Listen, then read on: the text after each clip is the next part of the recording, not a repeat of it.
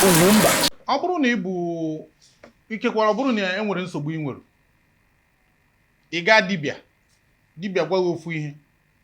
ị gaa n'ụlọ ụka, ndị ụlọ ụka gwa gị ofu ihe ahụ dibịa gwara, mara na ofu ebe ka ha si nata ike ha, ofu ebe ka ha si afụ ụzọ. Mere na ọtụtụ ndị mmadụ amaghịzi ihe dị iche n'ebe dibịa anya nzu na ụfọdụ ndị ụka nọ.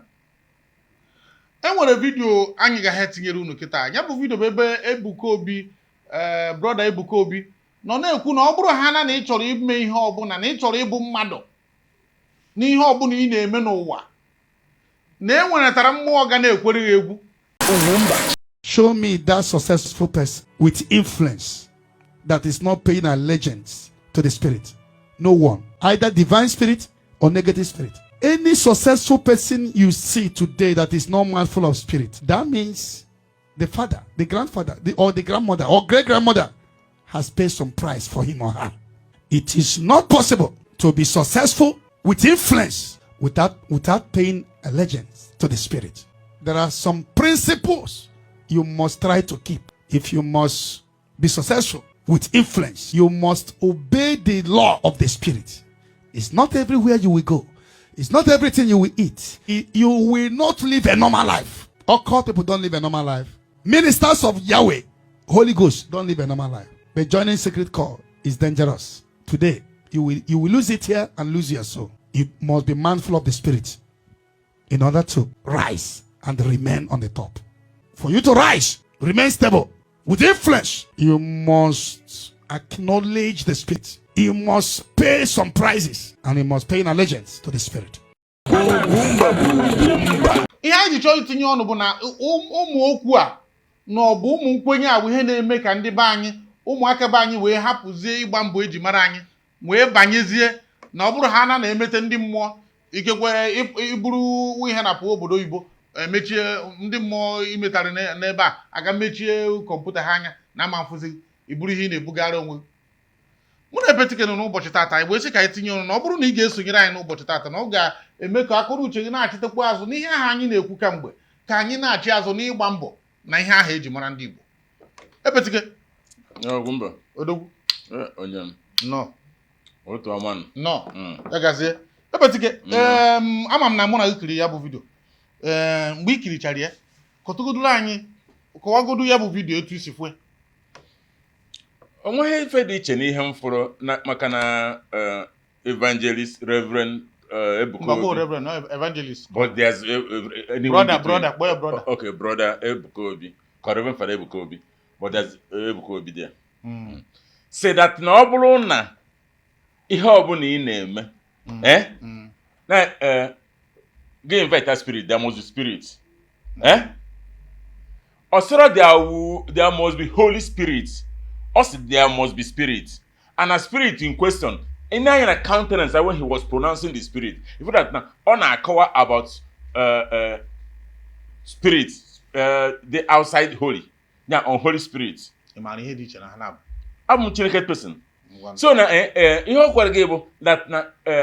open ego kenacho get your evil spirit. So get your spirit, Open content kineme get your spirit. Open no kakenaka get your spirit.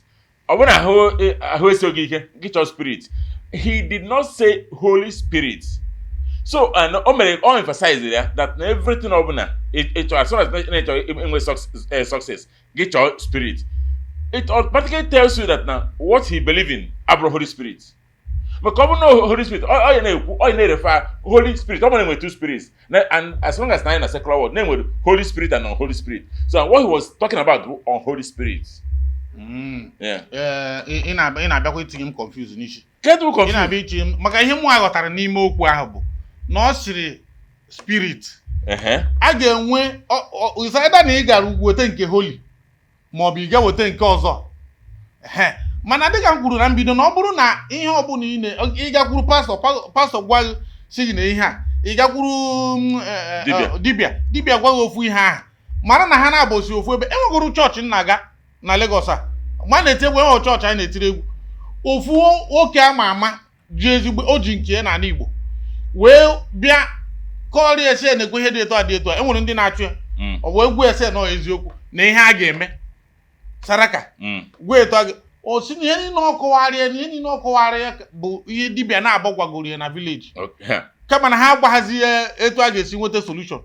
solution bụ na a kpọpụtaziri 21 people ka a bịa mee fasting akwụ ụgwọ n'isi m na nsogbu ga-eme fasting ọ nara ego n'isi m na aga mee fasting buo ọnụ 2 days na anyị na-ekpere brọda ekpere onye ka ọ na-agwa gị okwu anyị na ma na ịchụ mmụọ ọjọọ chairman ndị mmụọ ọjọọ tina onye ka nna ajụ na-esi ya ka ọ ga-eji chọzie ime ihe na ọ nara ego n'isi m ka m na-ebu ọnụ maka ihe anyị kwuru kịta anụghị m ya ihe anyị na-ekwu bụ ịma ọ bụrụ na ị na-anya kịta dịka onye ka na-agba mbọ ihe a ga-agwa gị ma ụfọdụ ndị chọọchị ma ndị dibịa ga-agwa gị bụ gị bịa nye mmụọ nri merụ na ị gaa na be ndị ọgọ m tata osisi ọbụla gbanitere na-agaghị inye akwa ebe a na-enye mmụọ nri so ndị ọgọ na-agọ mmụọ hinne akụkọ ka na-akọrọ na ụmụ ọhịa dịtụ ebe ahụ ya bụ ọ bụrụ na imekatazie enwere etu isi succeed mewe ọfụma n'ihe ị na-eme mgbe ahụ erotere gị na enwere ndị na-achụgụ na ọ bụrụ na afụ na enwebeghị ebe ịnọ tinye aka that is why ya ji na-akpọrọ ndị mmadụ akpọba n'ihe a na-ama maka mgbe e kwuru spirit chịkwa spirit asị the bottom line bụ na enweretara mmụọ ị ga na-enye ihe before ihe ị na-eme aga n'ihu ekwenyere m na mmụọ Chineke dị mana ụdị nkụzi a na-emezi ndị mmadụ ahapụzie ịgba mbọ eji mara ndị Igbo be anyị na-achọzie ndị a na-enye eji na-egwu anyị wayo Soludo jupụta tụsachi onye ọbụla maka na asị na imekwa ha na nke a chi ga-eburu ụzọ nke ga eme ihe a bụ ọgwụ ka ha na-agwọ amerie na chọọchị emerie n'ihe na ya bụ na ekwenyeghị m n'ihe Ebuka Obi kwuru na aga m enweretara mmụọ nga ụdị ihe a ka ọ na-ejibe abịa ndị pastọ asị ị mana enwere ụfọdụ ndị pastọ nwere puku kwuru puku ndị ha na-ekpere ọ na-abụ izu ọbụla ma ọ bụ ọnwa ọbụla ewepụta ya na a na-ekpere ndị ekpere nna ị ga-akwụta otu ụzọ n'ụzọ iri ị ga-akwụ ụgwọ a ga-eji na-ekpere ya ekpere afọ gị adị na ndị a na-ekpere ekpere maka na ọ bụrụ na ịkwụghị ụgwọ ọ bụrụ na ekpeghere ya ekpere na ịma succeed ka onye gwara one ka ndị ọkwa gị na ndị China ebiena one ka ha kpere ebe one ka ha nyere ihe na ha ma ihe bụ n'ụka so ndị ahụ ndị ọcha na-ewepụta all those technology na succeed na maka Nsụka bread kedu one ka o nyere nri pastọ one na-ekpere ya ekpere ọ ga-eji bịa adụrụ isi anyị na-adụnye ịga kwenye n'ihe efurefu ihe nna ma asị m na ike adịghị na mmụọ ike dị mana ọ bụrụ na Chineke ekego ọrụ eke si gbam na ọ bụrụ na ịrụhụ ga-eri na ihe ọ pụtara bụ na ọ bụrụ na ịrụọ akwụkwọ nsọ si na ya ga-agụzi aka ọrụ pastọ ma ọ bụ dibịa ọbụla na-abịazi kpọrọ akọ n'uche m kpọba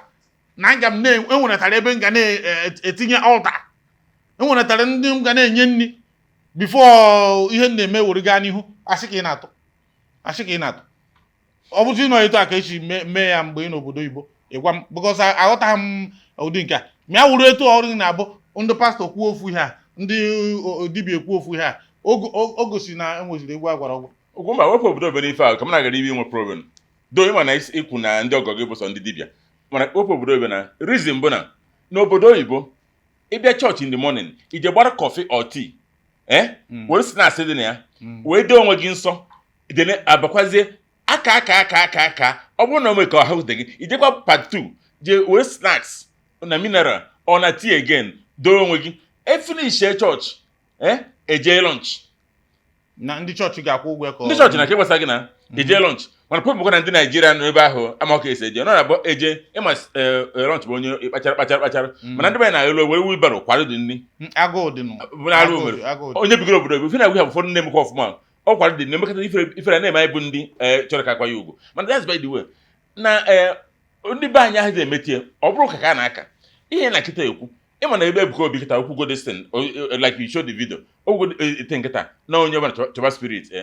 it will now make me to ask biko ọ spirit agbala Ebuka Obi ya nọ na nwaanyị at this age Zamia Igbo onye nkwupụta okwu because o nwere mgbe Ebuka Obi bịa na Anambra State ruo okwu arụsị sorry ọ sị na all people som ị na-akwadoro ya gịnị ka ihe egwutaka of course ọ ga-ewute n'oge ka ozi bịa o mekata bụrụ enwere ihe mekatara mee all people som ahụ ma ọ bụ ụlọ ọgwụ ndị ara ahụ anyị ga-ejide maka ọ bụrụ na iji ha aka kwatuo ya iji mmụọ na obi ọjọọ wee kwatuo ọ bụrụ na nwere nsị akọrọ mmụọ Ebuka Obi ahụ ma nwe ogwa dobe na ke mere iji enweghị nsị ike meruhe ịmọrọ ntị ndị onye ka a na-agwa n'osi gị mee na ị ga-agwara tọrọ gị mba gị baa weta ike nke mmụọ ka enye gị ike nke mmụọ so that o mee ihe na ime evu kedu ike nke na-eje ọ dị ka akwa nwere spirit onye ka ndị mmadụ spirit ọ ka na-arụ ọrụ isikwanụ edina n'ọgụ gị na ọtata ka enye ori exactly ya na-asị nwere spirit spirit gasị nwere mkpọrọ ma ndị ha ofu ihe bụ na enwere ihe o kwuru okwute okwu ndị otu nzuzo na ha na-ebi normal life na ha na-ebi rough life emekwa kịta na ọnụ ma ndị ụkọchukwu na-ebizikwa rough life ya bụ onye kwanụ normal life at age ọ nọ kịta this ama na nwa amadi ahụ erugo 35 years if not 40 mgbe Ebuka Obi nwaanyị ọnụ bụ nwaanyị at that age or normal life mba gekwentị Paul sịrị na ọ bụrụ na ị ga-ebinwu na-anụta ha nwaanyị gị nọrụ because na nwaanyị nsogbu dị na nwaanyị dị too much ịnọkọta kịta ọ bụrụ na ị ga-ebinwu na-anụhụ nwaanyị and even ndị anụmanụ a na-anọkọta ebute oke ewu gbapụ ya mkpụrụ amụ ọ ghọọ okiri cheru ọ na-agbadị mkpa aka mmadụ ha na akaba na-agbara Ebuka Obi ahụ mba ikwukwo ego ebe ahụ na na-agwa gị na ihe dị na mmadụ dị na anụmanụ and na ọ dị na mmụọ na ọ bụrụ na ị ga-emeni nwe ịma na enwere ụmụ nwoke ọ ga-abụ ijiri nwaanyị kwe ihe ọnya na ịma nweta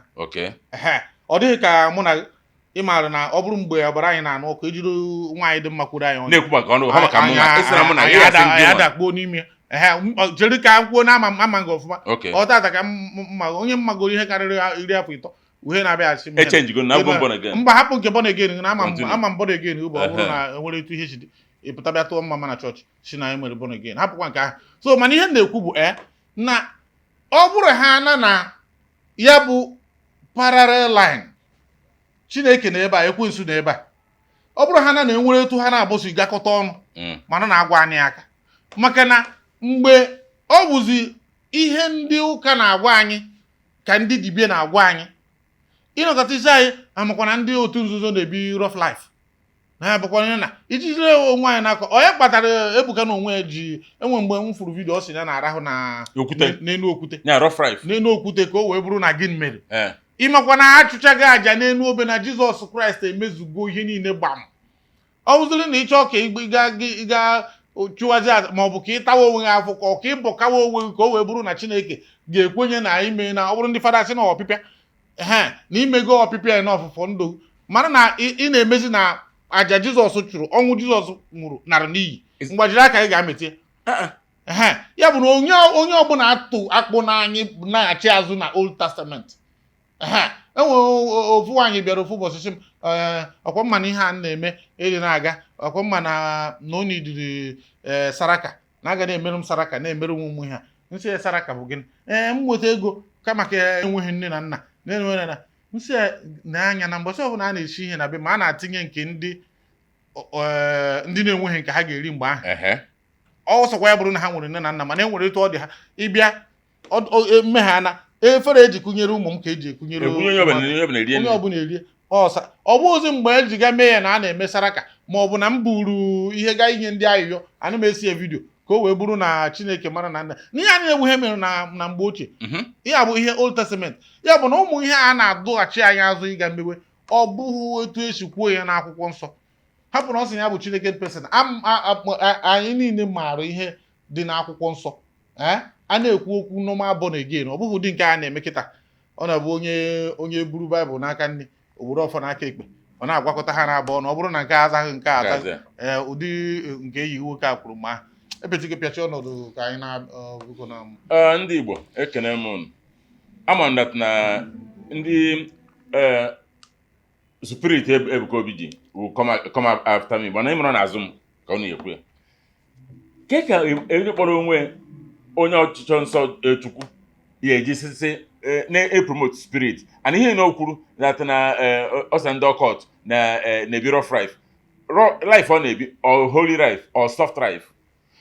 ọ na-esend bad message ihe ka achụ na Anambra steeti gọvanọ Zorodo Jiboketa na-achụ onye ọbụla bụ pastọ ntụnagụ tinye n'ime dibịa ntụnagụ tinye n'ime ndị ụmụ nwaanyị mere tinye n'ime yet ọ na-achọkwa drag anyị back anyị ga-bụ that level ọ pụtara mma ndị Igbo genụ ntị ijeba ha n'ụka obu na your leader adra exemplary in life ya life go better like leader anu hwan gi ko ego okwa marriage ekwetakwa m na nke ahụ onye kpebie na ọma nnụ nwaanyị gini ko maka marriage gini ko maka marriage fada ọ na-ekwu gịnị maka marriage experience is best teacher kwa gini ko mo ya go experience abụghị ọsụsụ